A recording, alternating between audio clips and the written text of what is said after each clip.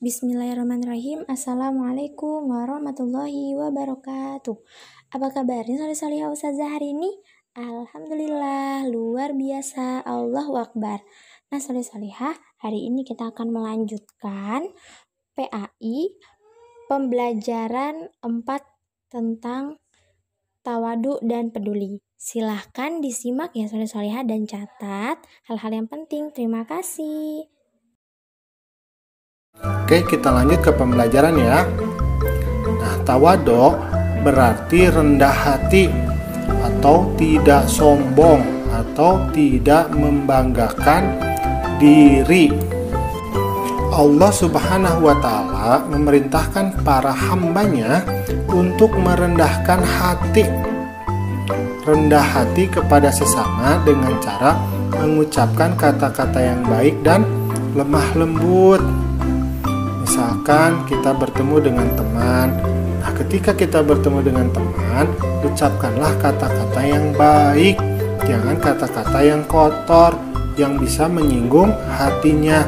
Itu merupakan salah satu ciri dari orang yang tawadhu, ya.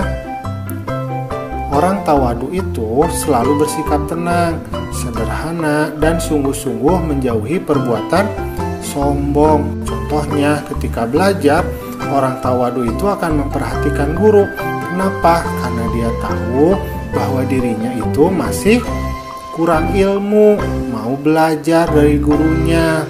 Ya, kalau sedang belajar malah ngobrol, itu bukan orang tawadhu, ya. Itu orang yang sombong, merasa dirinya hebat, ya, tahu, padahal kita masih perlu ilmu dari bapak dan ibu guru. Perbuatan baik orang tawadhu tidak ingin diketahui orang lain. Ketika dia memberi, tidak usah dikabar-kabarkan kepada orang lain, ya. Sombong ketika beribadah itu dinamakannya riya. Kalau orang riya, maka pahalanya itu akan menjadi hilang. Ketika kita memberi kepada orang lain, maka lupakan saja, insya Allah, Allah lah yang akan mencatatnya. Tidak usah kita minta pamrih. Kalau kita memberi kepada orang lain, kemudian kita meminta balasan, itu tidak boleh, itu tidak baik, ya. Orang yang tawadhu tidak sombong dengan kelebihannya. Percaya diri itu bagus, ya. Tapi berbeda dengan tawadhu. Orang yang percaya diri, orang yang mengenali potensi dirinya sehingga dia mau berkembang. Tapi kalau orang yang tawadhu itu artinya orang yang merasa dirinya selalu hebat daripada orang lain sehingga dia merendahkan orang lain. Nah, kita tidak boleh menjadi orang yang seperti itu, karena itu adalah salah satu perbuatan dari setan, yaitu sikap apa? Sikap sombong, ya. Anakku yang soleh dan solehah, pada pembelajaran sebelumnya kita sudah belajar mengenai submateri tanggung jawab dan tawadhu. Nah, pada kesempatan ini kita akan belajar mengenai sikap peduli. Tetapi jangan lupa ya, bagi kamu yang belum subscribe, subscribe dulu, like, kemudian share channel Guru Cerdas. Jangan lupa ya. Nah, sekarang kita akan lanjut ke pembelajaran. Peduli berarti memperhatikan. Memperhatikan siapa? Yaitu memperhatikan orang lain dan lingkungan. Orang yang peduli selalu memperhatikan dan membantu orang lain ketika orang lain itu berada dalam kesulitan atau sedang membutuhkan pertolongan. Contohnya, apabila ada teman kita yang mengalami kecelakaan, maka kita selaku orang muslim itu memiliki tanggung jawab untuk mau membantunya, ya. Kenapa? Karena kita harus peduli terhadap sesama. Orang yang peduli terhadap sesama, insya Allah orang lain pun akan peduli terhadap kita. Allah Subhanahu wa Ta'ala akan selalu menolong hambanya selama hambanya itu menolong saudaranya. Jadi itu adalah janji Allah, ya. Ketika kita mau menolong saudara, bisa teman, ya, bisa keluarga kita. Nah, maka insya Allah Allah pun akan menolong kita ketika kita mengalami kesulitan. Contohnya apabila ada orang lain yang membutuhkan bantuan, misalkan mengalami bencana alam, maka sungguh sangat baik apabila kita mau peduli, mau menolongnya. Allah Subhanahu wa Ta'ala akan memberikan kemudahan kepada orang yang memudahkan orang yang sedang berada dalam kesulitan.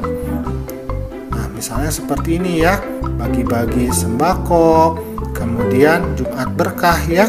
Setiap hari Jumat kan biasanya ada beberapa pedagang itu baik ya, suka membagi-bagikan kepada orang miskin ya, atau petugas kebersihan ya. Nah, itu bagus itu.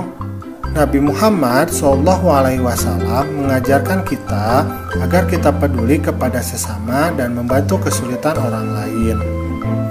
Ketika Nabi Muhammad berdakwah di kota Mekah dan di kota Madinah, beliau itu hampir mengorbankan seluruh hartanya demi apa? Demi perjuangan Islam. Nah, itu adalah sikap peduli dari Nabi Muhammad SAW.